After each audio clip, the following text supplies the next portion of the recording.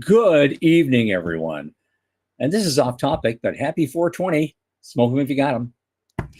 Good news for Blue Origin yesterday, punctuated, however, with a glitch that was vaguely important.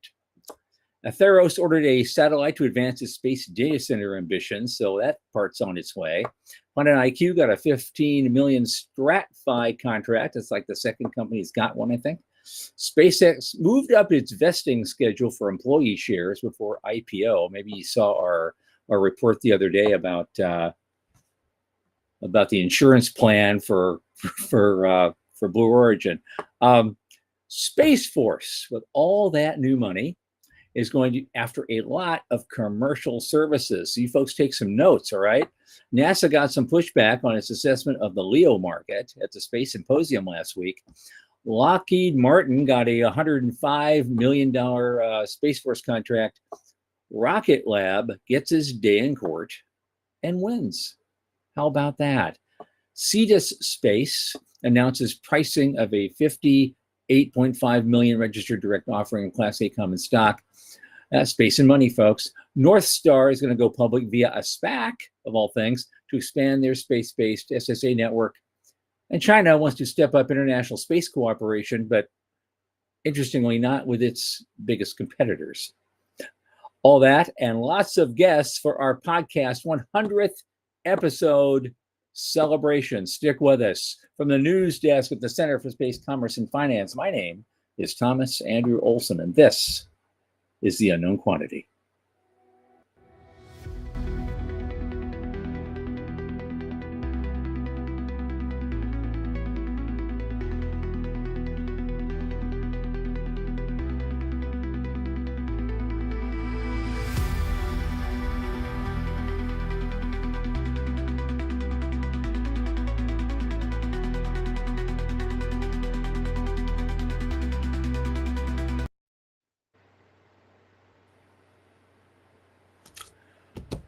Well, as you know, it's our 100th episode, and we're going to have some fun tonight, man. We're having a special 90 minutes tonight.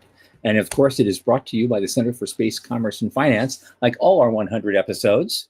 And what do? We champion and strengthen emerging space startups and space adjacent enterprises worldwide through advisory, access, and advocacy. Our pitch events at world-class boot camps fortify startups to be better investor ready. Now, a lot of our work, especially this podcast, is supported by our listeners and fans like you. So just go to cscf.space/support and click that plain as day donate button. Little in the tip jar each month makes a big difference. Don't forget to like and subscribe and tell your friends. Speaking of friends, my oldest space friend, Michael Lane, who just finished polishing his shield of the Trinity, is here with me. Michael, come on in, man. Hey, how's things? Hey. Good. I always find something, don't I? I actually had to look that up. The Shield of the Trinity. I'm like, what is that? There is so much iconography involved in all the world's faiths and religions and spiritual paths. It's pretty easy. It's like hundreds of things. We could do another 100 shows of this, and I look forward to it. Yeah.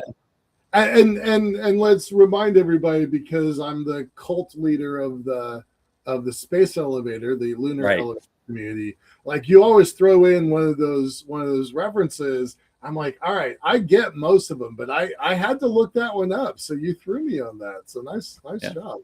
Yeah. Good. I'm glad I'm doing my job. It's all part of the work. Yeah. Get people guessing. It worked. I had to look it up. It was kind of funny. I'm like, oh, that's kind of badass, actually. So cool. Yeah, it is. Yeah. Okay. What's going on? How's things? What are you up to? What am I up to? I'm doing the same old this week on a lot of things I've been working on. I just finally got a few things I was way behind on out of the way over the weekend, and now including you. And so it was, and now I can go back to some of the other things I'm falling behind on and start working on those with a renewed focus and determination. Someone says vague. It's vague. It's vague. Yeah.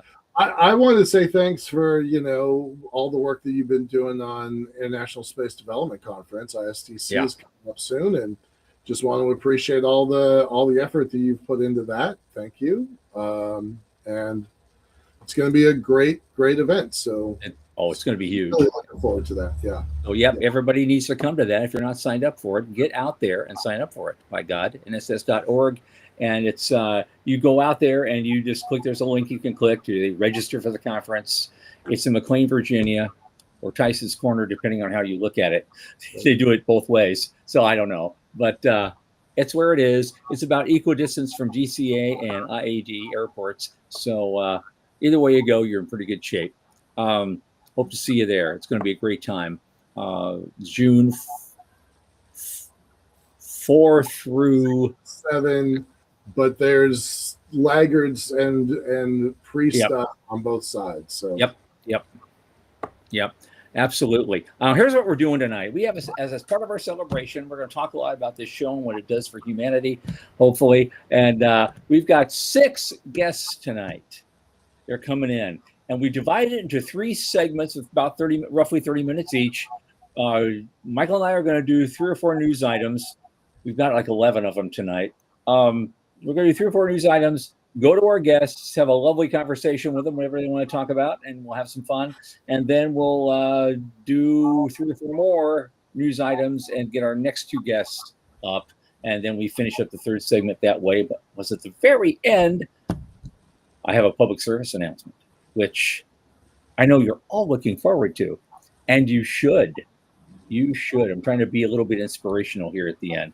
Okay. And now everyone's yelling at me, speed it up. Okay, let's go. Let's go, man. Let's see. And the first thing is actually, it's 2 links for the price of 1 because they're so bizarre with each other.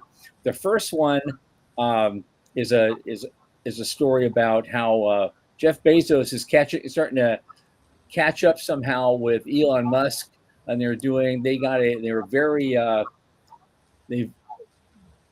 they did their successful reuse of their Blue Origin booster, and you can see it there touching down on a floating landing pad in the Atlantic, and it looks very familiar. It's not, I mean, from an engineering perspective, once you figure out how to do something, it's pretty, that's the way you do it. The way things go. It's the way they go. They copy it, and so it almost looked like, I mean, this is New Glenn, but it sure looks like the bottom half of a Falcon 9, doesn't it? In the early days, yep. Yeah. So I'm glad more people are doing this. It's great. But here's the problem, and that's what the second link's about. They had such a great takeoff and a lovely landing, and then what happened? Well, they put the customer satellite in the wrong orbit. Whoops. AST Space Mobile was the customer. They just issued a statement, which is really an understatement, really. They placed the Bluebird 7 satellite into an orbit that was lower than planned. Right. Yes, this is vaguely disappointing. Right? Yeah. This is the CEO of Blue. He's like, David Limp. He's like, while we're pleased with a nominal booster recovery, we clearly didn't deliver the mission our customer wanted and our team expects. Well, that's what Musk used to say in the early days. We had an unanticipated rapid disassembly. Yeah. That's basically what it is. No rapid disassembly, so I'd count that as a win. But still, a little bit disappointing given how much was riding on it. And the AST Mobile, Space Mobile stock, it crashed. It dropped. Yes, it did. %. It did. Absolutely. Absolutely. Yeah. Probably an impulse problem, as Jason says. It may not be the rocket's problem at all. Different pathways to the same goal. We'll see. We'll see how the next one plans out. But I hope they were swinging with Mutual of Omaha on that thing, so they can regroup and launch another one later without a lot of problem. Next thing, real quick, we'll get through this. Athero, I never really heard of them much. Do you know who they are? No, I don't. Okay, well, they have space-based data center ambitions, and they're developing something called a Titan satellite. and they say it's its most powerful computing payload yet this fall. And it wants to bring data center style processing to orbit and expand the scale of AI workloads that can be handled in space. Subscribe now to continue reading. But never mind. That's the problem with a lot of these news sources. Getting harder and harder to find something you can actually read and share with people. That they all leave you by out. Oh, you have to subscribe. Oh God, I'd be sleeping under a bridge if I subscribed to everything they wanted me to.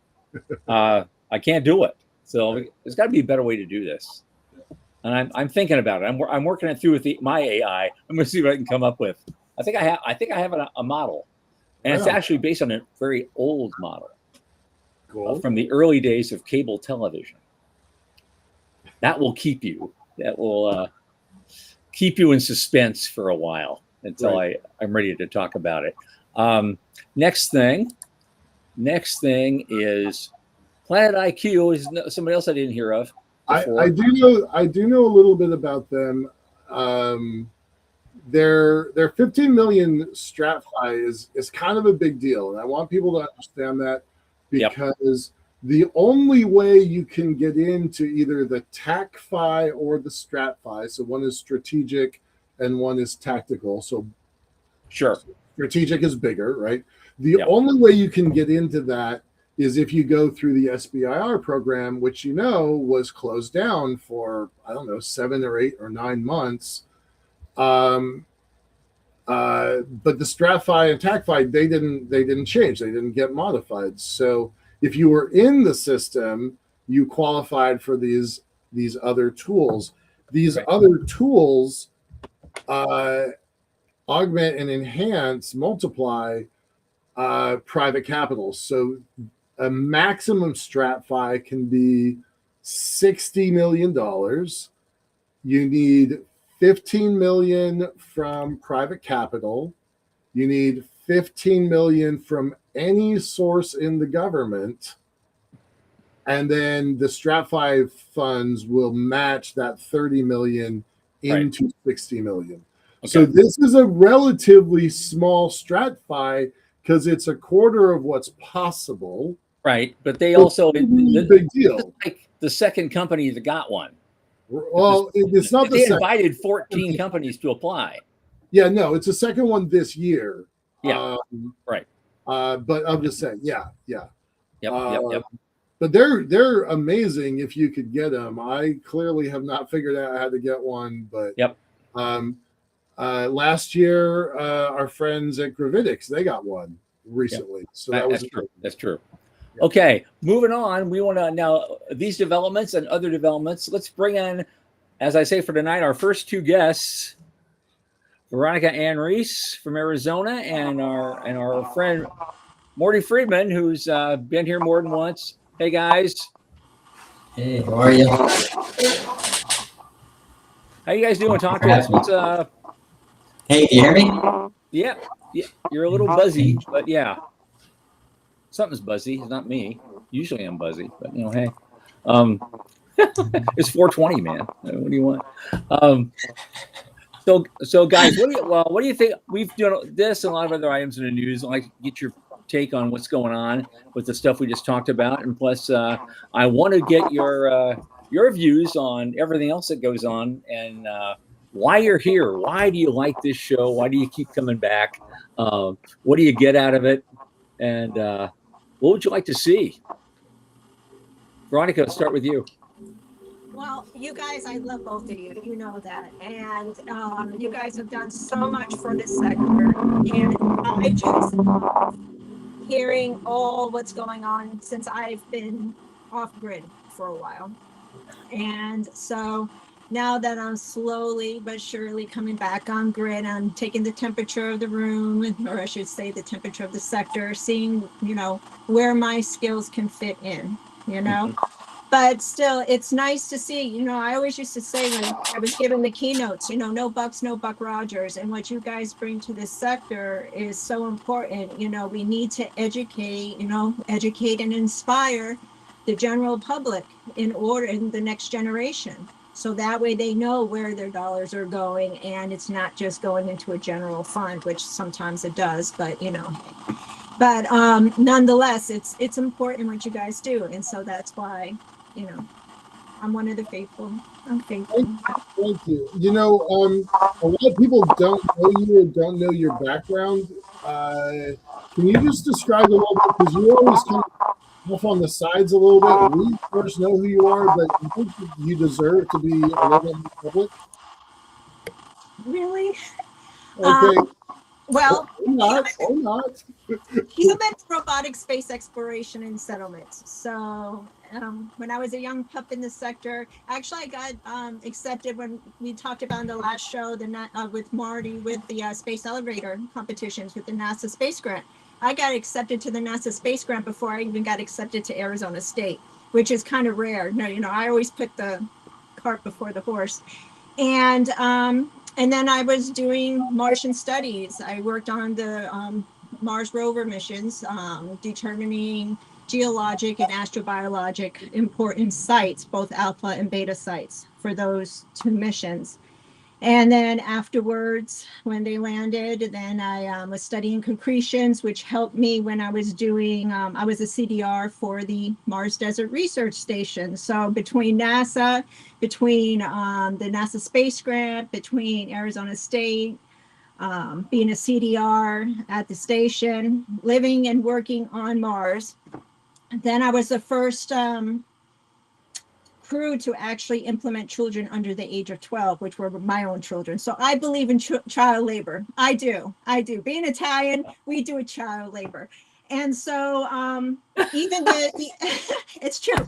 And so even the astronauts in Nemo, the submersible underwater habitat, were watching the children at the hab, how they were, you know, doing their homework, communicating with their teachers, and we all, you know, adhered to the 39-minute window of calm, you know, delay and all that.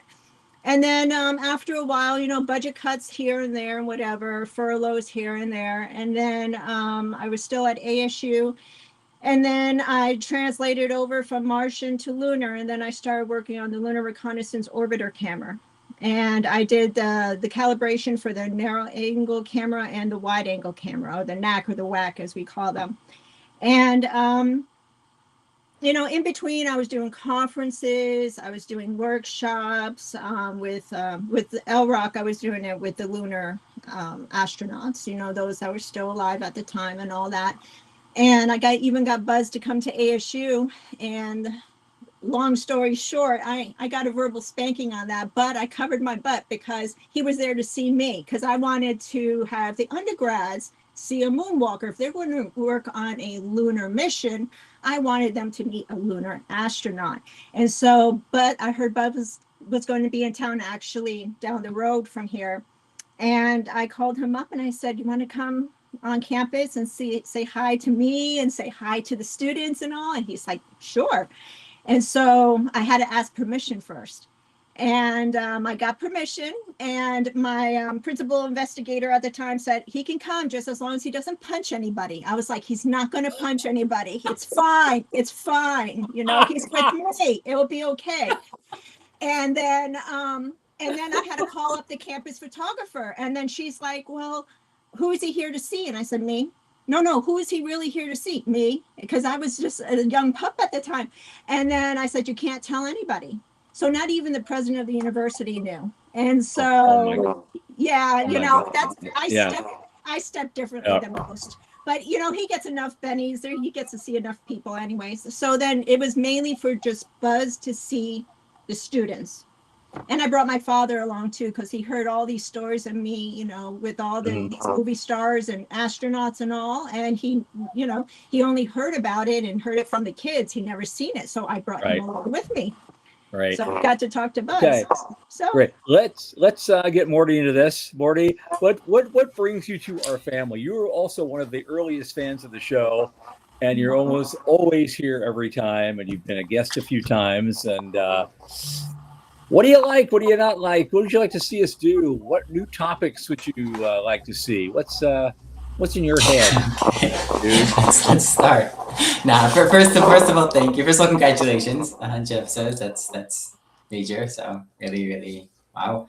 Thank you for having me as well. Yeah, no, I think Thank you. Yeah, I think regarding all of that, definitely the format, first of all, is something, that I love. And that's, again, I think a big reason why, at this point in my career, again, there's also the fact, there's a lot of good knowledge, let's say in the beginning, where there's like different information. And of course, bringing people in is always great to hear different people's perspectives, different people's ideas, businesses, from that perspective. I just feel like, again, another big advantage, or one of the big things of the show, is it's a community in a way. I think everyone that's here feel, we're all part of something, the same people showing up. So there's definitely a much like that side. And I guess that, keeps me coming back to. Thank you. Yeah. And you guys built that. So yeah, that's, that's, I guess, really, essentially this is, the show is a really, it's a great show. It's something you can rely on in that side. I know I can rely on you guys for the, for a good broad perspective on the news. It's not so many. One thing that I've always wondered, we do this show live, for better and for worse, for the good things and the bad thing. We do it live, and y'all tune in like appointment television. Now, Morty, you're too young to remember appointment television, but we remember scheduling. I'm going to do this on Thursday. I'm going to do that on Tuesday. I'm going to do this on Friday. And we would sit down with our friends or family, or we'd go over to our friend's house to watch shows. And yet here you are, appointment podcasting. Why? Why do you do it? Why do you do it? Because you can listen on Spotify or Apple afterwards. But why is it important to you to come every week, twice a week? Like, that's a big commitment. So thank you. But why? Why do you do it? Yeah, I think again speaks back to the community aspect. Being there, able to ask questions, have something noticed. We're always noticing, and that's an amazing thing. I think you guys, notice everyone who's here, and thanks. So that's a huge. It's nice. It's, again, from a person, it's always nice to be seen, nice to be there. And I think, again, speaking on the side of having it as a set thing, it's something you can rely on. It's something I know my Monday nights and Thursday nights, I have news of what's going on, or what, big things to look into, or interesting articles, or some interesting talk, or, that's, yeah. Does the news matter? Does the news matter to you? Like, we pick stuff that we like. There's this fire hose of news that comes out every day, every week. Tom and Sean are sick of me sending them 100 links a week. But and then Tom curates it down from 100 down to only 7 or 10. 7 to 10. Does the news matter? Does that recap matter? Yeah. Personally, to me, yes. Silence equals dissent. I'm just taking over the mic, but no. Again, to me, first, like, my opinion, the news does matter. I think that the selection, like I said, there's always the fact that there's 12 of them. It really, there's always something here and there. I think it ties. It also gives a good structure to the show itself, from news to feed in. So more bigger picture of the whole show. I think yes.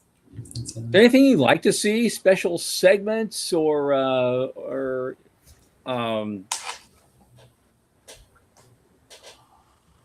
special things, a theme night. What we've tried that before, sometimes successfully.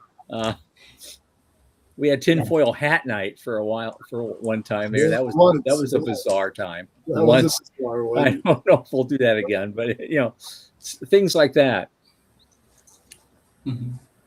Yeah, I think to speak back on the bigger picture and the community side of it, I think definitely having those having things like that. I like to read you guys your question the other day, so maybe that's a good thing to bring back once in a while.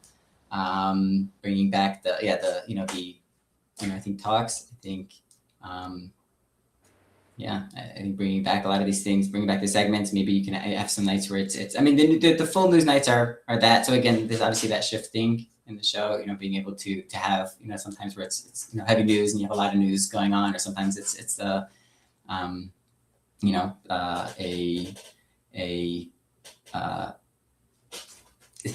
interview with someone.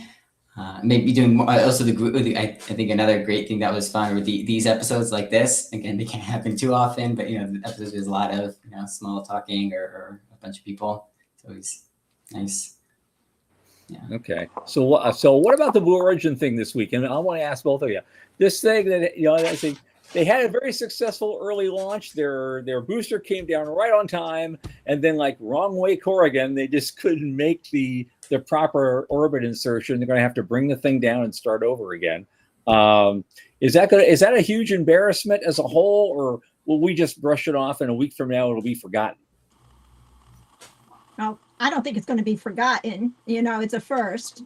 But at the same time, the more that they keep the cadence going to kind of get that out of everybody's way of thinking, to remember it, then that's something. But again, if there's not screw ups, then, it's not a real true mission. There's always screw ups. You got to learn from all the things that happen wrong in order so that way you know what to look forward to in the future for future missions as well. At least that's how we were taught when we were going over mission cadence.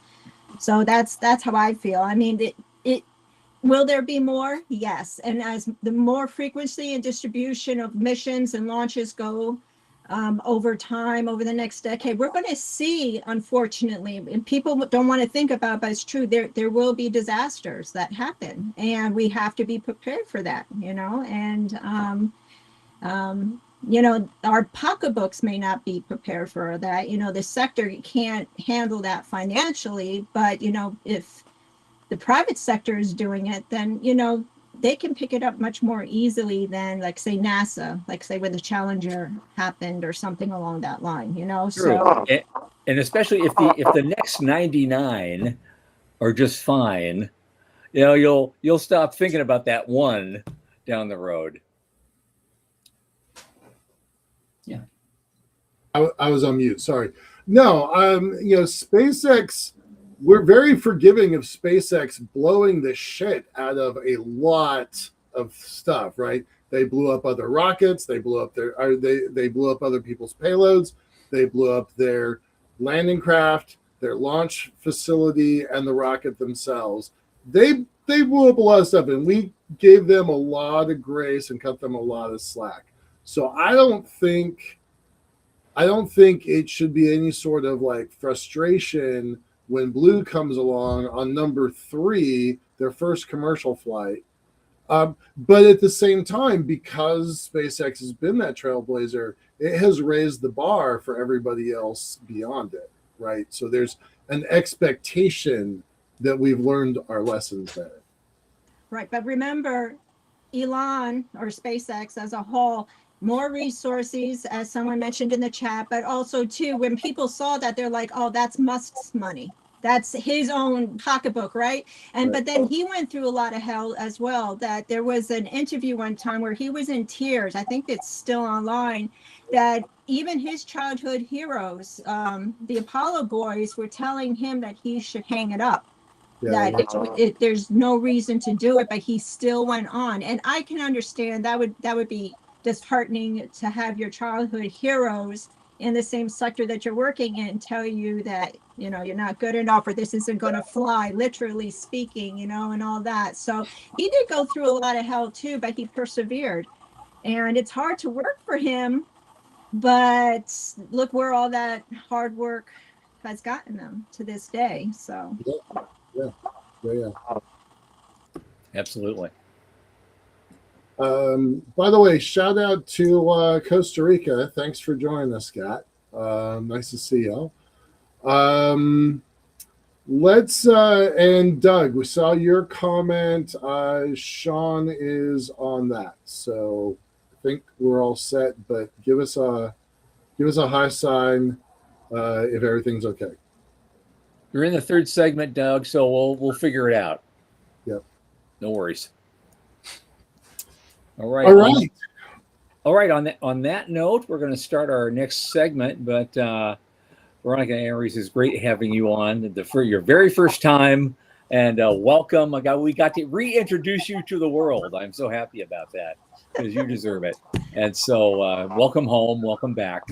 Thank you. And I love what you do. Absolutely. So. Morty, always the greatest pleasure. I'm sure we'll be seeing and hearing from you again very soon. Thank you for having me. Yeah, Well, thanks thanks so much for being great supporters. Appreciate it. Yep. Okay. 100 episodes, man. Like, high five, buddy. I know. We're doing good. We're doing good here. This is okay. The next thing, it's a quick one. It's off a Bloomberg, so it doesn't really, you can't really see much, but you can see the part that's important, as it has to do with the IPO of SpaceX. And they moved up a scheduled vesting date for shares that were awarded to employees as soon as next week. They were going to do it sometime in late May, and now they've moved it up to April, and it should be any minute now they're doing this. I guess they it was assuaging staffers' concerns over how much stock they have available to sell themselves, I guess, when the company itself goes public. So yeah, that sounds vaguely important. And I know there was some stuff in the news a week or so ago about Blue Origin and its employee package, and a lot of employees weren't happy about it. So maybe Elon took a hint, and said, "I'm not going to have that problem here. Let's get this sorted out." Yeah, you can't go into an offering this big and not have your cap table crystal clear. Yeah, and that's what it is, right? Like, exactly. If I was there for 7 months and 2 days, do I qualify for this package or that package, right? You got to have that stuff just absolutely nailed down, because by the way, that number's moved up again. There's talk that it's going to go over 2 trillion.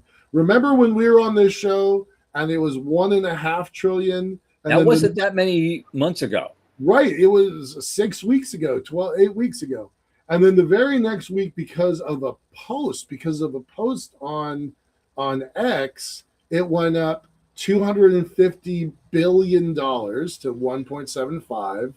And then just about 3 weeks after that, analysts, not Musk, but analysts are like, wow, it could be 2 trillion. And then this last week, there's talk about it could be even higher than that. So this thing is being fed by this hype machine that is kind of insane, and it's just media pushing the number up. So it's there's talk about it being over $2 trillion, over 2 trillion. Well, it is 420. Right. So anyway, I mean, like, that's got to be driving a lot of these financial decisions. All of this documentation has to be crystal clear. I'll tell you who I would not want to be right now. I would not want to be human resources at SpaceX. Yeah. That is probably harder than landing on a barge right now. It probably is. Probably is, but it always is. I've never seen an HR department that was really worth anything. So it's like, yeah, okay. Half the time you have to work around them to get something done.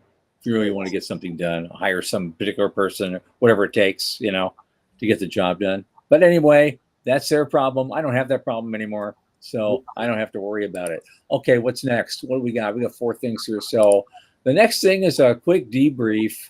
Apparently, the Space Force budget. Now they got this huge new budget, which was unveiled just week or 2 ago, $71 billion. But they are getting they're seeking commercial services for all their procurement. Mm-hmm. And so I hope people watching or listening to the show are taking some notes. If you have something you think you can offer the Space Force, look for when the RFPs go out. Go to the Space Force website, go somewhere over there, and look for they'll have to put out RFPs, right? And you should if anyone in our community figures they have something they can add to what they do, they should look for that opportunity and go for it. Sean, I'm going to take over the screen for a second. This document just came out 4 days ago. It was announced at Colorado Springs. The the four-star general that runs Space Force, General Salzman, introduced this thing. It's the future operating environment for 2040. Their plan is every single year, update it, and every 5 years, add another 5 years. So this is a very, very serious document that the whole industry should be looking at. It is their version of the crystal ball. Same thing with this one. It was announced this is the very same day at the very same time. This is how Space Force plans to operate. These two documents taken together, there's a lot of important stuff that's there, and there's a lot of important stuff that's not there. So this goes back to what Sean was just showing and the news article. So I would take all three of those as a set. These documents are pretty fascinating documents. Was I not sharing the screen? Okay. All right. Yeah, all good stuff. And so, yeah, I guess stay tuned. Watch for future things. Because they're gonna have to put out RFPs and stuff to get those done. And it's a very aggressive schedule. So, and there's a lot of juice in it for everybody. So, watch for that. That's going to be very, very important. Yeah. Gotta go to the next one because this also I think it's very interesting. This is more news from the Space Symposium just last week. Apparently, NASA didn't make a very good assertion about the commercial LEO market. They didn't think the commercial LEO market was there yet, and they're not sure what we're going to do with all these commercial station builders, and they're raising questions about ISS deorbiting and all that. Well, at a panel, at least 3 of the private commercial space station providers sat on that panel. Couldn't CEO Vance said, "Hey, wait a minute. Wait just a darn minute. We believe that we can be profitable in the current market, not even waiting for the future market. And we're going to develop it, and we're going to be successful at it." And that was Max Hayat, the CEO of VAST. Good for him. And they're going to be launching, I think, early next year. They're launching their first Haven 2. But they asked for industry feedback on the alternative strategy for transitioning. And the agency doesn't have a budget to award contracts, but it's not stopping people from doing it, especially VAST. They're going out there. They also had executives from Axiom Space and Starlab, and their responses show otherwise. They put in Marshall Smith, the CEO of Starlab Space. They put in 390 pages of independent analysis, research studies, data, contracts, that kind of thing. And they're being very clear on what they can do and what that's going to look like. And of course, Axiom said, "Hey, we've flown 12 people to space that paid us money to do that. And we've flown 166 payloads so far, paying payloads, generating revenue for the company." So in other words, what the hell is NASA talking about, right? Well, and so that problem that you just described at NASA, the blinders that NASA had, also is prevalent in those Space Force documents. They're not looking at the commercials. There's 2 giant holes in the Space Force documents, not looking at commercial development, especially in the cislunar environment, especially space stations, and almost entirely lacking of a successful Golden Dome initiative. Mm-hmm. So it's like big disconnects between us in industry and them in the civil sector, whether it's military or government. We need to work our contacts. Well, here's what we need to do. I believe in their mission. I believe in their program. I think they should be doing what they're doing, and they should do it very aggressively. I'm all for it. They got the money too. Let's Right. And they're willing to go commercial. Let's Right. freaking spend it, right? And so here's the thing: we need to find somebody somewhere that's responsible for that document at the Space Force and get him on the show to explain himself. Sean, that's a to-do list. That would be the most fun thing we've done in a while. Well, shout out to Doctors Gerritsen and Mosier. They were on a podcast, I think it was Saturday night. Like, they were talking about this thing. So it's out there. There are people that can talk about it. We can get them on our show for sure. Yep. Okay. All right. Final thing, real quickly. It's just a blurb. Pop it up and go, because it's about money, so we have to mention it. Sure. Even though it's Lockheed Martin, but you'd expect them to secure a $105 million U.S. Space Force contract to advance GPS ground control modernization. At least it's a company I've heard of. Some of these other guys are getting these huge things, and I never heard of them before until all of a sudden they pop in out of the darkness and get a $60 million contract to do something. We're all going, so they're going, who are you? These guys we know. These guys good for you. Yep. Good for you. And it's at that moment right now where I think we need to bring in our next two guests. What do you think? Love it. Let's do it. Okay, our next two guests, Joe and Dallas. Dallas Beanhoff. Michael, how are you? Hey, how's things? Things are busy, but dropping off. Hi, guys. How's it going? Good to see you. What do you think of our news items today so far? I haven't seen one I haven't heard before, so that's unusual. Okay. Cool. We stumped Dallas. That doesn't happen much. No, you usually you're stump always me. right on top of this. No. Usually we stump you. Usually Right. we have something you haven't seen. You have at least one or two I have not seen before, Okay. All right. Yep. Well, that's Okay. good. but not tonight. Not today. Okay. Good. All right. Good. Well, Dallas doesn't have much else to do because he's doing his thing and he's hiding in his bunker in Virginia. And so Yeah, I got to go vote tomorrow. oh, no. Good luck. So both of you have some news, right? Or at least Dallas, I know you got some news. So what is your news? What have we missed? So at the Space Symposium, Hmm? our CEO, Off-World CEO Jim Caravala, had a press conference. And it didn't make any of the news feeds out of the symposium. He announced the formation of Stellar World. Right. We are going to build cities on the moon. We are going to put data centers on the moon. Mm-hmm. We are going to put residences on the moon. And this is, the Stellar World is kind of the umbrella organization. And two other companies called Lunar Cities and Transplanetary. I gotta make sure I remember these right. Transplanetary Services, I believe it is, and there are links to them in our Off-World website or LinkedIn page, and the press conference. And these planetary will be the transactional companies to put out contracts to do services that companies can do, like transportation to the moon, ISRU, whatever, everything on the moon, from residences to whatever. And so that was an announcement, a big deal.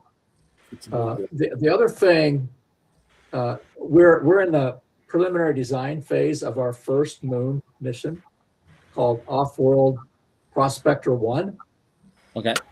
Where we intend to send an autonomous robot to do everything that Lift 1 was asked to do back in the RFI in 23, i.e. oxygen from regolith, right. But also icy regolith. We're going to take water from there and turn it into oxygen and hydrogen, and do everything that NASA is looking for under the ignition RFIs. The new ones, the new ones that right? were out, that are due Thursday. So we're submitting OWP1. We have submitted OWP1 for the payloads RFI that's done through Inspires. And we're going to submit one for the demonstration capabilities demonstration one on Thursday. That's just an email. Mm-hmm. And try to fill up the 30 plus CLIPS missions that they want to add to getting to the moon to help prepare for a lunar base. Cool. And so those are the things that are going on in real time. The other thing, that I'm on a task force for AIAA, that we're just wrapping up our paperwork, our white papers, and putting them into the Space and Planetary Resources magazine journal for publication. That's edited by Angel Madrid and Clive Neal. And we are putting in, I think it's 6 to 8 papers that talk about the infrastructure we need on the moon to make it sustainable, to make it permanent. And so those are, and we sent a short blurb to Jared before ignition, Jared Isaacman. Mm-hmm. And so, we're trying to help shape the future and trying to help bring the future about and trying to create a big future. That's my. Okay. That's so great. I know I saw a few clips from Jim's announcement, and he was fully expecting. He said we could have 1,000 people living on the moon by 2040. That's what we're planning. Yep. Okay. What's your timeline for that? I mean, I've 2040. seen you saying specific mission. Well, but you got specific missions. Where's the money coming from? Are these all, outside contracts that you're doing to kind of leverage it upwards, or is a lot of private sector money coming in for this, or is it all like NASA? I can't talk to where the money's coming from. That's not my avenue. But I have an idea, and it's real. That my own detective work. Yeah. There's a lot. I will money. say that these opportunities under the ignition, if we get the CLIPS mission for OWP1, that's 50% of the mission cost in revenue. Okay. Huge. Cool. So the other issue is all of the other participants that are going with us that we've talked to and got proposals from. They all want us off-world to fund their development of their payload that we're going to take to the moon for free. Okay. But maybe that'll help. But we'll see. We've also got a proposal in under the STRIDE, the Rose's STRIDE opportunity, which was commercial payload transport and deployment on Mars for robotic vehicles, aerial and surface. Cool. And only commercial robot companies could apply. We've built 2 and demonstrated in mine, so kind of puts in that category. Yeah. So I think we have a great future ahead of us in the next 6 months. Yeah. And then 30 years. Yeah. I'm looking. I'm looking forward to seeing it too. So this is, and we'll still be around in 2040. Yeah, yes, we will. I plan to be here another 40 years. Good. Yeah, I'm getting into all that stuff too, like DMandis puts out and people like that. I'm just staying active and not doing anything special. Just that's it. Tom is going to get shoved out of an airlock after a party. Oh, thanks, guys. That would be. I hope I have a suit on. Really? That would be good. Well, maybe. Well, Plot is going to take me anyway, so we're gonna talk to Plot later about that. So anyway, Joe, let's jump to you real quick. Yeah, I know, guys. You have been a guest multiple times. You've also been an early adopter of this show. How did you find this? What made you a fan? How did I find you guys? I think I was just. Wasn't it the $1,000 micro grant? Yeah, I think that's what started it actually. Yeah. I applied for that and found out about the show and it's like, oh, this is cool. So, by the way, congratulations, guys, on 100 episodes. This is a huge milestone. That takes a lot of perseverance to get there. So, congrats on that. And twice a week. I mean, the amount of work that you guys are putting in to do that. Yeah, all 3 of you are just. The amount of work, Sean. Like Tom and I have the easy part. Like we read the news over the course of the week, and we're like flag stuff so that we've got something to talk about on Mondays and Thursdays. That's relatively straightforward. I'm going to read the news anyway.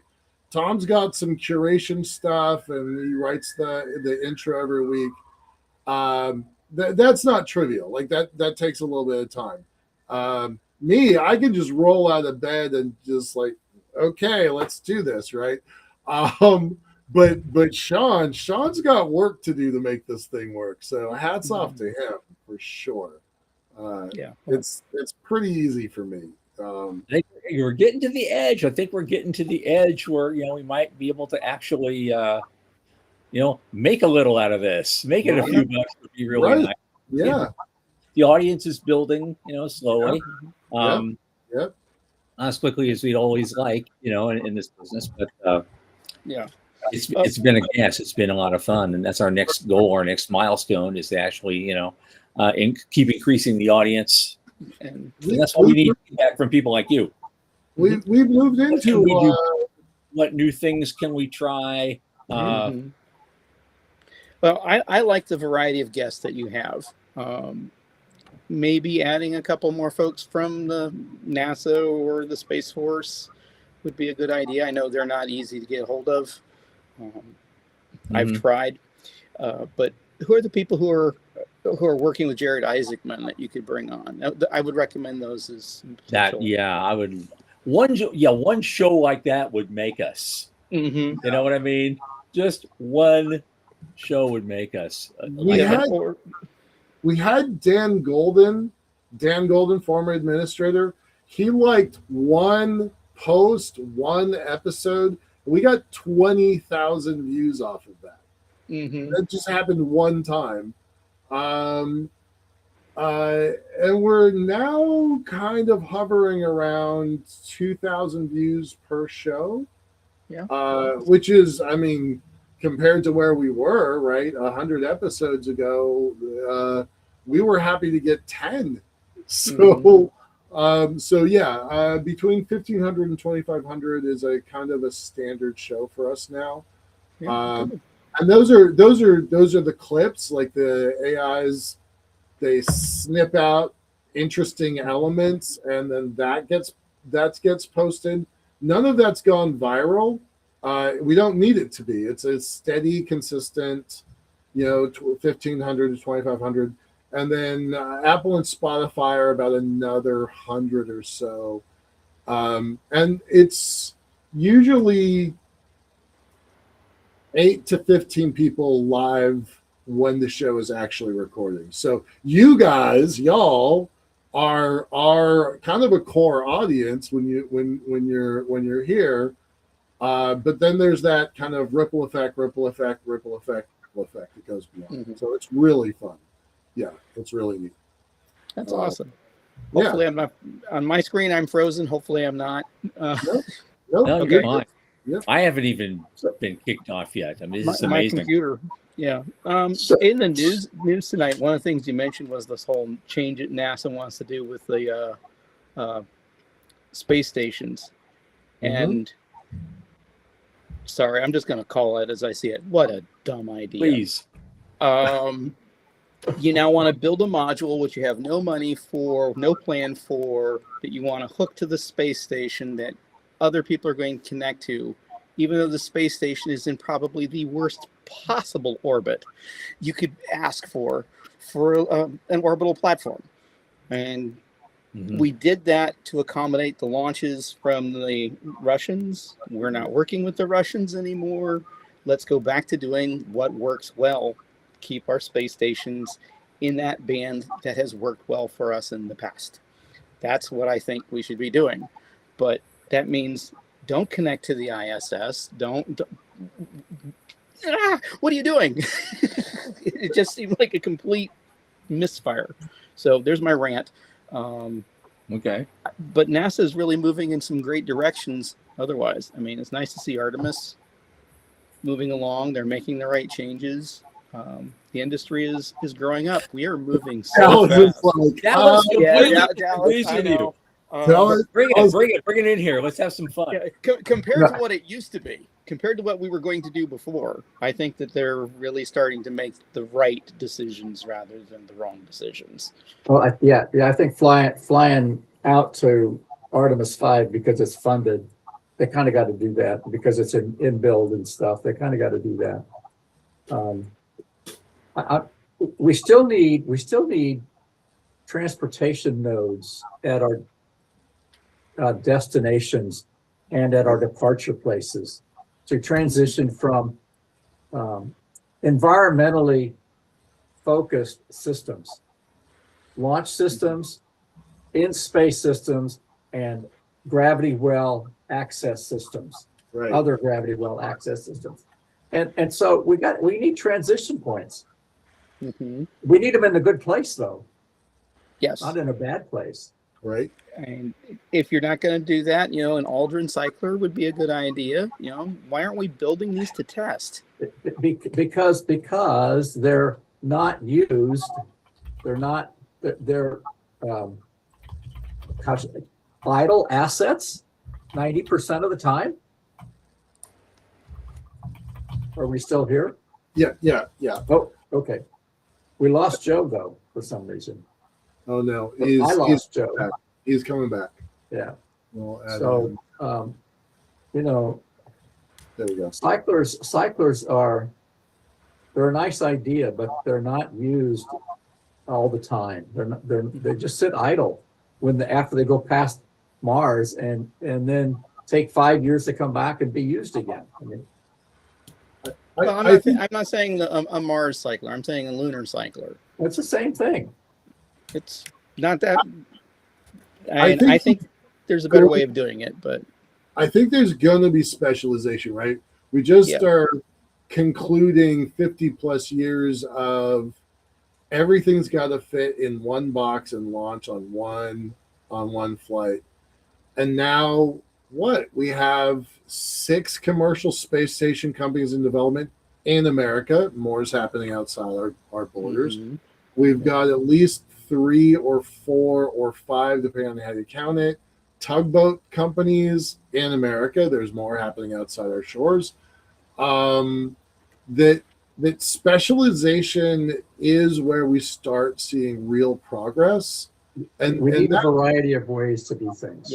Yes, absolutely. Right. There's no one way to do this. There's no one way to do all this. for elevators, but it's not a situation where if you have an elevator, you don't need a mass driver. You don't need rockets. Like that's not where we are. Yeah, right? how do they all work together? Right. Yeah. Exactly. Yep. Exactly. There's been some talk about building out the integrated space plan and reissuing it, kind of modernizing it for where we are now. I would be very supportive of that. Everybody kind of like, okay, I'm doing this, you're doing that, you're doing that. How can we use each other's tools and capabilities to augment what we're doing? I think that would be very powerful. Well, we hope Stellar World and our new companies will help bring those into an economy that's business to business rather than government to business. Yes. Or business to government. I do like to see things grow organically. That's why I sometimes cringe, even though I've been an advisor to the integrated space plan. It's like, okay, it's Me like, too. these things grow organically. None of this shit's going to happen the way you've got it listed there, like it's a hard and fast thing. Because I always remember a saying, and that is, the plans change, the planners remain the same. Yeah. So here's a tidbit on the integrated space plan. Okay. The 2 developers of the initial one were colleagues of mine at Rockwell International. Right. Yep. It's been a while. In the 80s. Yep. This is going to be messy. The reality is we're opening a new frontier. It's going to be messy. It has to be messy. If you try and plan every detail, it'll never happen. We've got to let it grow. We've got to let people try things, got to let things fail and learn from those mistakes and keep moving forward. I mean, how many people died opening up the West? And I think that's the probably the best part of Ignition, the NASA Ignition announcements and RFIs and opening up more flights and getting the cadence up and all that. I mean, 2 human landings a year is a great improvement over 1 every other year. Yes. But Yes. it should be 1 every 2 weeks, but we'll get there. Right. We all want more. Well, if we get to 1,000 people, it's going to have to be 1 every couple of weeks that they can start moving those folks there. So, yeah, absolutely. Yeah. And on Anyway, that note, gentlemen, Dallas Beanhoff, Joe Luttrell, thank you so much for joining us. You got one last thing? One I see your last thing. finger up. One Okay. thing that you should do in the future: Yeah. cost versus price. Yep. Cost versus price. Yep. And price versus value. Exactly. Very cool. All right, y'all. Thanks very much. Dallas, you and I are Thank going to you. talk soon. Congrats again, and 2 of my longtime friends, Tom and Michael. Yeah, absolutely. Absolutely. All right, you guys take it easy. Hey, all right? brothers. We'll Bye-bye. see you soon. Okay. Michael, we got our last 4 news items. They'll probably also be quick. Yep. Let's be quick. Again, it's one of these things. It's hard to do. But Rocket Lab had its day in court, and they defeated, they got into an investor lawsuit over the delayed launch of their neutron rocket. And the allegations were that they somehow misled investors about the testing and debut timeline for that reusable neutron rocket before a 2025 short seller report. And the court found that the lawsuit's theory of securities fraud by Rocket Lab CEO Sir Peter Beck and CFO Adam Spice simply does not make much sense, quote unquote. Judge George Wu of the U.S. District Court, the Federal District of California, finalized an earlier tentative ruling, basically tossing the proposed class action with prejudice. Cannot be retried. Yep. This was so dumb. You can't bring it back to us and waste our time again. Yeah. I love it too. I didn't even know they were involved in something like that. And it's like, what? Are you kidding me? What?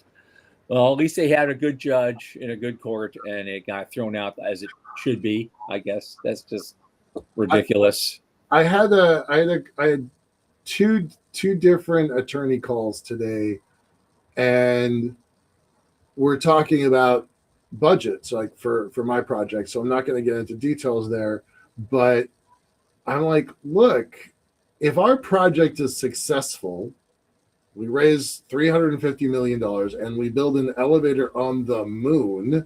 If our project is successful, you can assume that at least 5%, maybe 10%, $35 million is going to be spent on legal. And that's with my project that hasn't even gotten off the ground. You can imagine Sir Beck is dealing with a bigger budget for legal as a public trade company. But when you're the first guy there doing it, what can you charge for moving stuff up and down? You're the Strait of Hormuz, man. This is like that's what you're doing. That's what you got. I'm gonna put that in our deck. Don't be Iran. That's all I'm saying, Michael. Don't be Iran. Right. Don't do that. No. Yeah, don't do that. But seriously, I think people underappreciate, and I've said this many times. I was in a panel a year ago. They're like, what does Seattle need? And everybody's expecting me to say hardware or satellite. I'm like, more lawyers. The industry needs more lawyers. We have a monopoly. They come on our show. I know, right? I love them. So publicly traded company gets sued for a nonsense grievance. Yeah, I think that's just the tip of the iceberg. Would not surprise me if AST and the insurance companies huddled over whether or not they should sue Blue, right? Like it's that kind of industry. So exactly. Yeah. I don't love that, but I think that's where we are. This industry is growing up, and we need more lawyers. Yeah, but we don't need more frivolous lawsuits. No, Okay. Anyway, another company I haven't really heard much of is Cetus Space. I guess that's how I pronounce it. They announced pricing of their 585 million registered direct offering of a Class A common stock. So that's, sounded vaguely important. It's called a pre-funded warrant. And they're offering it at $4.35 a share, exclusive of the pre-funded warrant exercise price for gross proceeds of approximately $58.5 million, before deducting the placement agent's fees and the offering expenses. Those kinds of offerings, there's a lot of costs going on in that. I mean, you talk about, 2 trillion plus, for SpaceX, and you wonder, what are the placement agent's fees for that? Right. Have got to be insane. Yeah. I don't know what this warrant is. I don't remember from my securities licenses 35 years ago. I don't remember what a pre-funded warrant means. Do you know what that means? Not really. Sometimes, in some cases, for their initial investments, they got what they call cash and warrants, and so some of these people that originally put the investment in, they put in their cash, but they also expected warrants, like a small percentage. If they do go public, they have a small percentage of the shares that are kind of blocked out for them. Okay. At a low strike price, and so and that's what near as I can tell, that's what that is. And so they're now it's time to collect. It's time to pay out the warrants. So obviously they're doing pretty well if they can do that. If they're willing to make that deal, now they can make good on it. That's good for them. Good for them. All right, let's move on. Sean's kicking us down the road here. I know. He's good. Yeah, we got 2 more real quick ones. Yep. North, because it's also space news, so we don't get to read much. North Star is going to go public via a SPAC. Remember SPACs? We talked about this before. Lots of times. They have a space-based SSA network, a space situational awareness network. And so obviously they have a lot of government customers, I presume. And I guess they're going public via SPAC so they can expand that network. By merging in with the Viking Acquisition Corp. I don't have a lot of good things to say about SPACs. I can think of 1 or 2 that were moderately successful. But I don't think SPACs are good for this industry. At least they have proven historically to be very, very kind of on the fence. So curious. Good luck to them. I hope they do well. But for me, it needs more research. Yeah, absolutely. And the final thing tonight, I just had to mention China. I found this thing. It was kind of quirky. It says China to step up their international space cooperation this year. They're actively going to promote international space cooperation, but they're doing a China-Europe SMILE satellite. It's called Solar Wind Magnetosphere Ionosphere Link Explorer. Aims to reveal the interaction processes and evolution patterns, but it's part of the China-Brazil Earth Resources Satellite Program, extending 4 decades of cooperation between those 2 countries. But they're saying they want to do, they're doing something with Italy. They've joined something with Italy. So they're working with Italy. They're working with Brazil. But it's not like they're working with the U.S. or they're going to work with Russia or they're going to, work with ESA, or something like that. I mean, they're not. They like doing cooperation with people that don't have much, in some cases, and that so they can be the dominant player. But working on a long-term project with any of the other big main stage players, it's still off their radar. So, right. Pointing out that this is a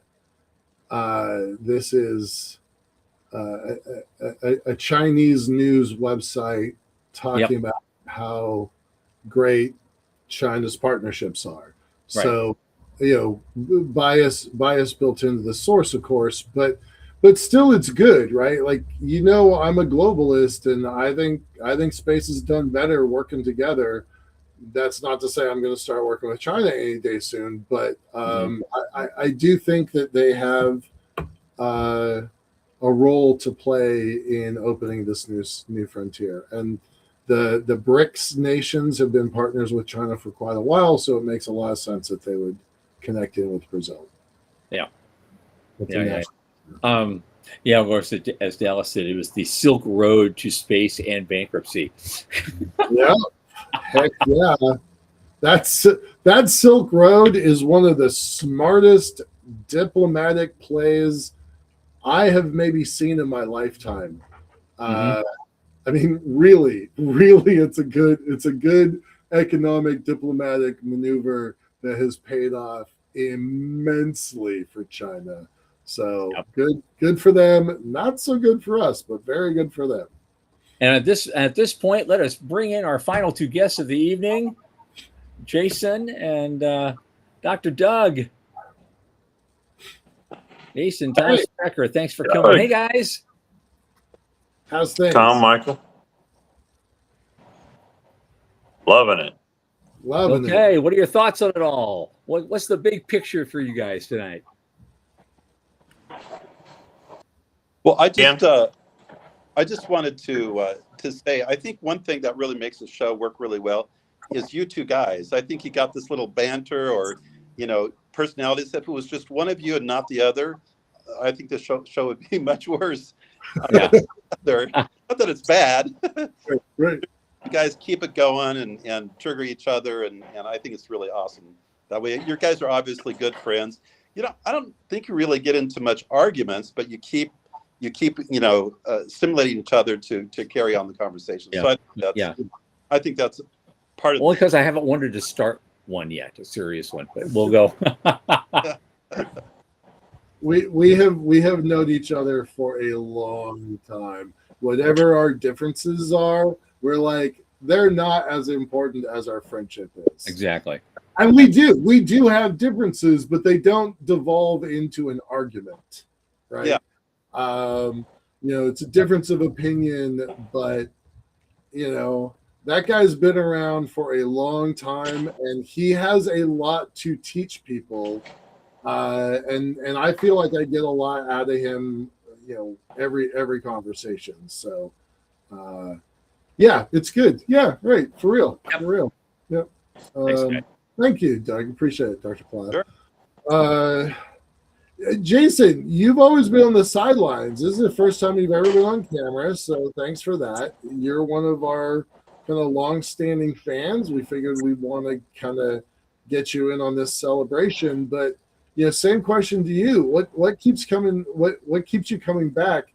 And I saw in your chat earlier that you liked the tinfoil hat episode, which I have very mixed feelings on. I remember Doug was super confused, like, what the hell is going on here? So Jason, give us your read on tinfoil hat episode, and why do you keep coming back? Why is this appointment podcasting for you? Because of the exposure to an understanding that it's more than science. It's more than just experimenting. You have to understand the different levels, everything that everybody that is involved in your science has to go through to get something even published.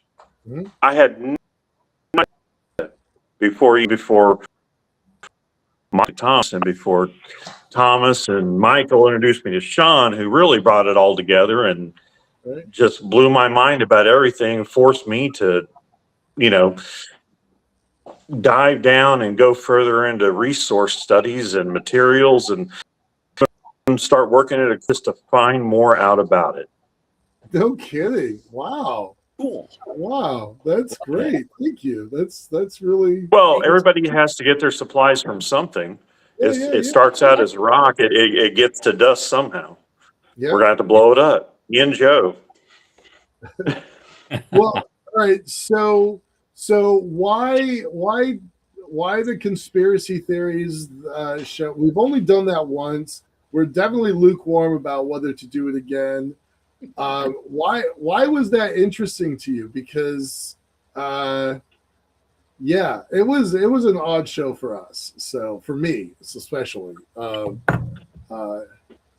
was that? It was more interesting? than science. More than science. Okay. All right. Yeah. Yeah. I like to try new things, so we're going It was about whatever in your minds and not everybody. Definitely brought me out. All right. Yeah. So you weren't as much of a fan of it because you were perplexed, right? Well, I simply arrived late. I presumed you guys announced what you were doing, and then I arrived. I'm like really confused, and I remember I posed like, "Help me understand what's going on here." And then, in fact, Michael, you did explain. I'm like, "Okay, I get it." Okay. To me, I think you guys were having a lot of fun, and it was great fun. And I would vote for it again, even though I'm not definitely a conspiracy theory fan at all. So, well, here's something for both of you. This show is, as we always say, our show is at the intersection of space and money. Is there anything else we should add? I mean, I'm much more of a technical guy. You know, I'm not just a physician, I'm a biophysicist. And so I think about how things work. And, you know, I think about, you know, the Starship fleet. I mean, I sort of disagree with what was said earlier that we can't predict the future. Well, I think there's certain factors that I think will be dominant. And I mean, we'll see if it's true, but I think the Starship fleet is going to play a huge role in what happens. And I think if you understand that capability, a fleet of fully reusable super heavy lift vehicles, I think you can begin to imagine what could be done with 100-ton payloads, you know, per seat price going way down. So I guess I'm of the opinion that I think we ought to plan our way based upon what is probably going to happen. But I would say I think you do get the technical side in, but it's not, your show isn't primarily about the technical side. There's other channels that deal with that quite nicely. You need to focus on what you guys are good at, and that's the financing of space. And you gotta bear in mind how it affects the technical, or the technical affects it, because obviously if you have the money but you don't have any specific way to spend it, well, you're not going to accomplish anything. But if you have the great rocket or the habitat or whatever, but you can't fund it, well, that's not going to work either. Exactly. So you're showing this part, and honestly, your guys' show, when you do the analysis of the news, there's news analysis on many different channels, and you've got your focus, and it's a real contribution, I think, to actually the space obviously community, and I don't think you can get that anywhere else. Not the depth that you guys do. Okay. That's so nice to hear. Well, it is. It's lovely to hear. I want to correct one thing, because it's not that I don't believe that you can predict the future. Can't predict the future. You can predict it in certain broad brush terms. My issue with the integrated space plan is that they tried to get too granular about it. That was my complaint. Yeah, they start the pushing. chart was too busy. It was too the granular. 2050s, the 2100s, like they pushed so far out that it was a fantasy document, not a planning document. Right. Well, I emphasize the near to medium term. You know, I'm totally open that one day we're going to have alien settlements in the asteroid belt. I do believe that. Mm-hmm. It's just that, you know, it gets really blurry the further out you go. So I think, you know, first things first, we need to focus on what needs to be done initially.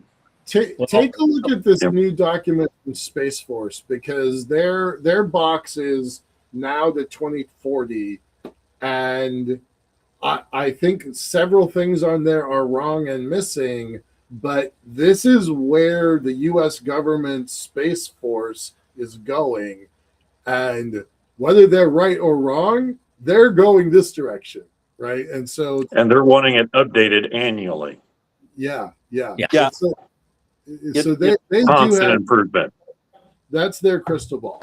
So there are multiple crystal balls out there. In my opinion, these plans, like NASA has plans for a, they've got images of a base, permanent base. I don't see that permanent base obviously having been developed by a fleet, literally dozens to hundreds of fully usable rockets, super heavy lift vehicles. That little base doesn't come from that.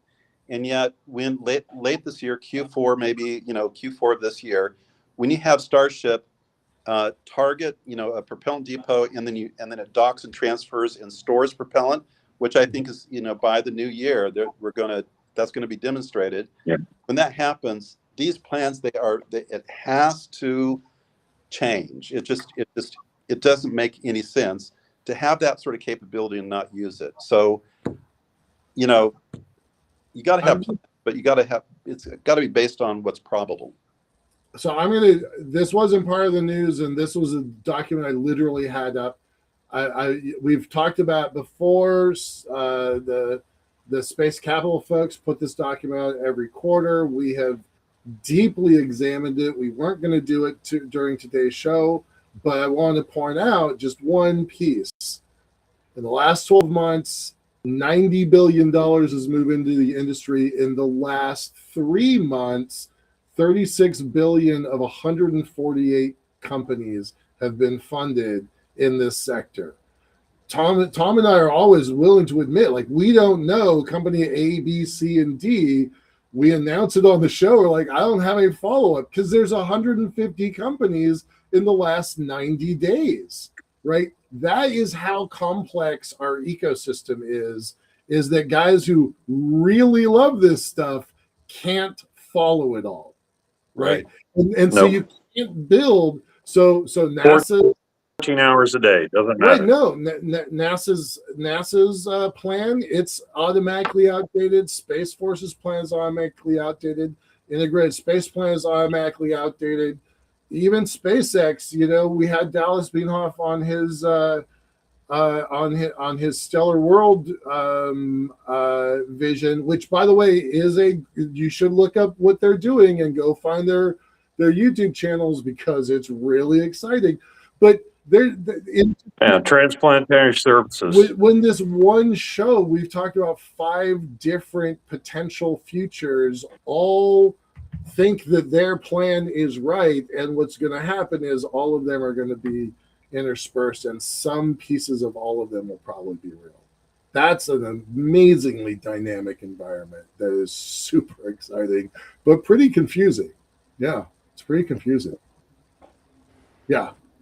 Enough for everybody to move forward. I hope so. Yep.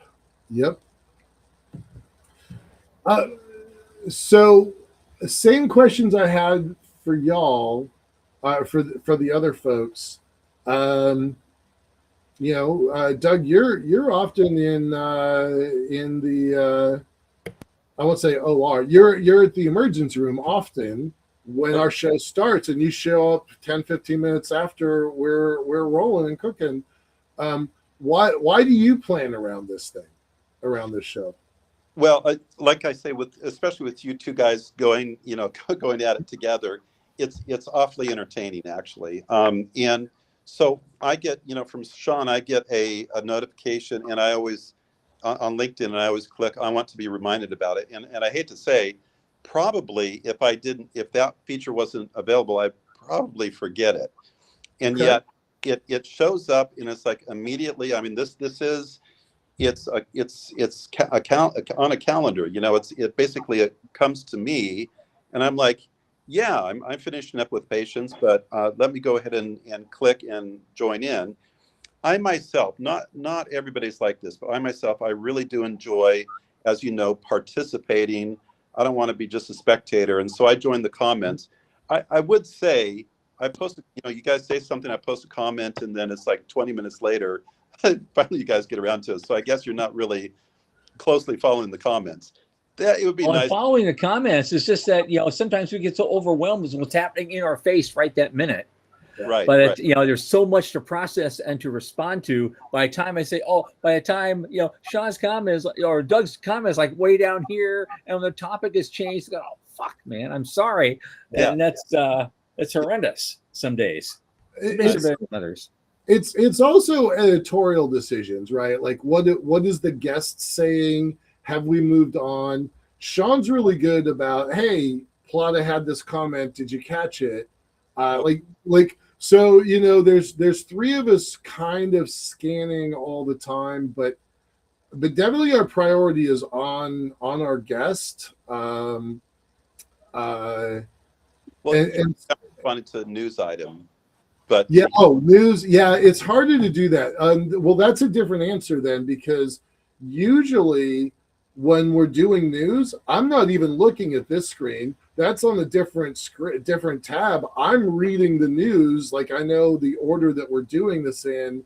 I'm like, okay, we're on the fourth article. I'm reading the article while Tom's talking.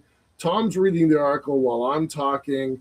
And we're not even on this screen. With the screen that has your chat, we're not even looking at it for Right. I've got a completely different browser window open. Right.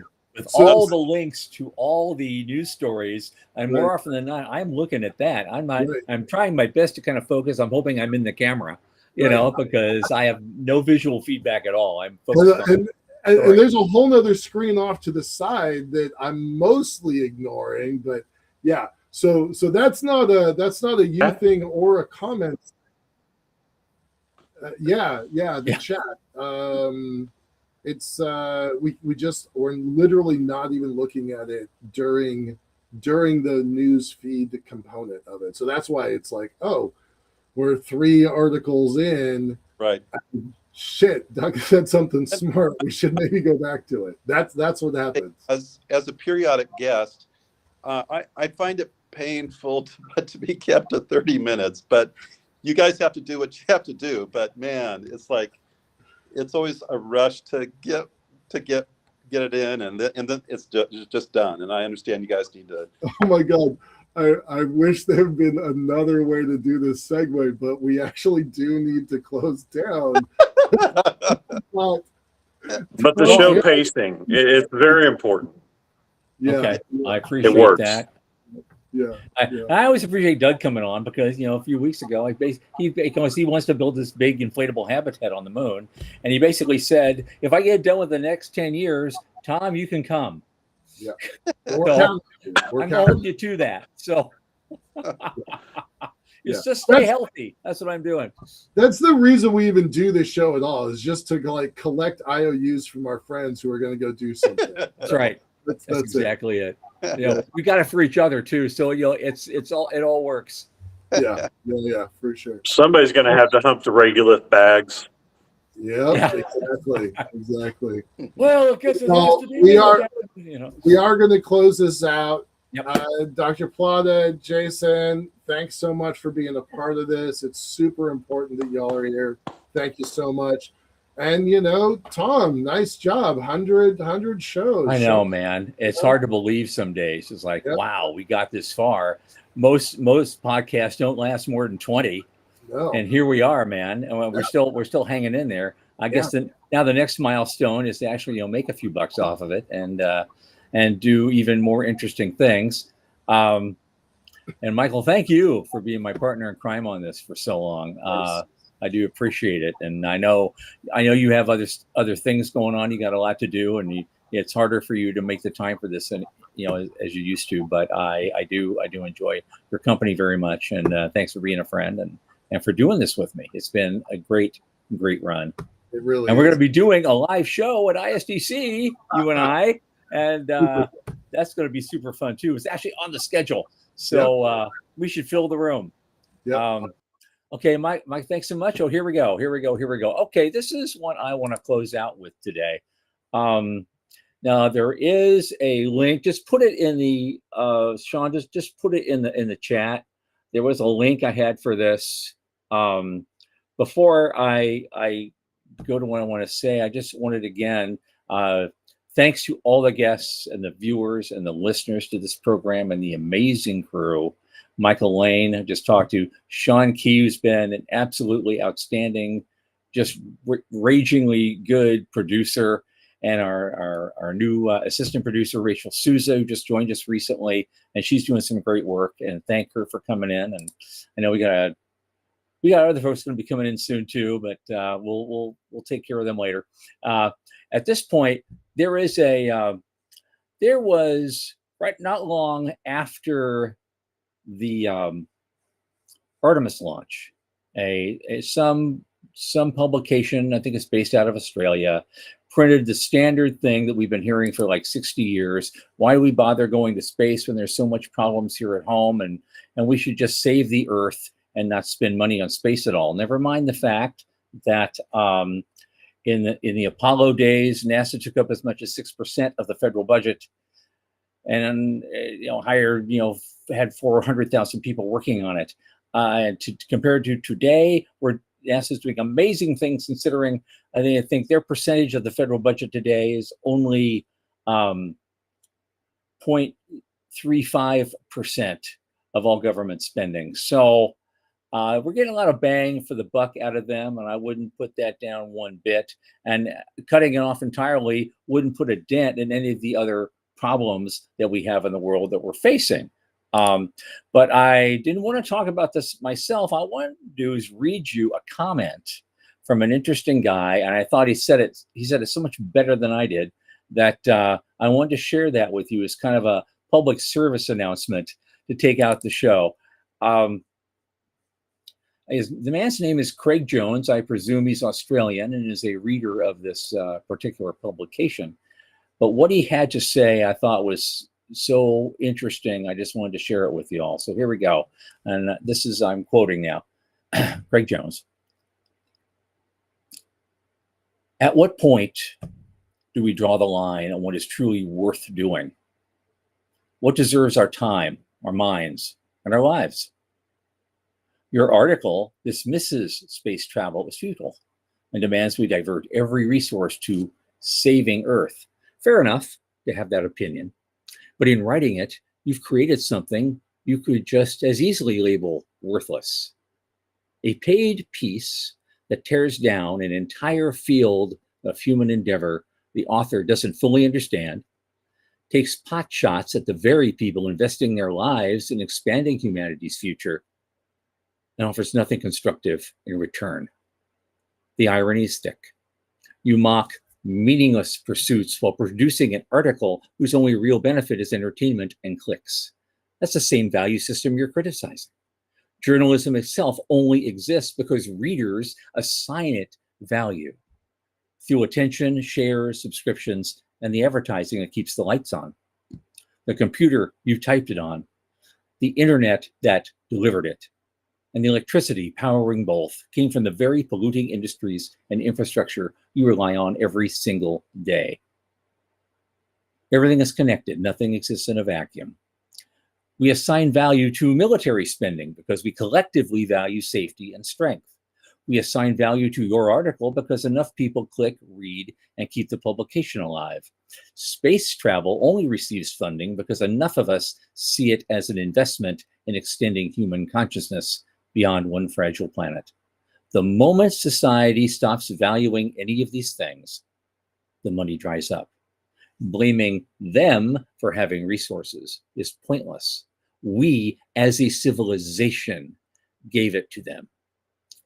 If you genuinely want different priorities, stop writing clickbait takedowns and start changing the way you invest your own life, your own mind, and your own voice. Stop writing societal trends and start living what you actually believe in. And maybe resist the urge to ridicule the dreamers, trying to extend the story of conscious life beyond the single rock we call home. Because tearing down visionaries doesn't save the Earth. It just makes the future smaller. Thank you all for being here on this 100th episode. From the news desk at the Center for Space Commerce and Finance, I remain Thomas Andrew Olson. Keep watching the sky.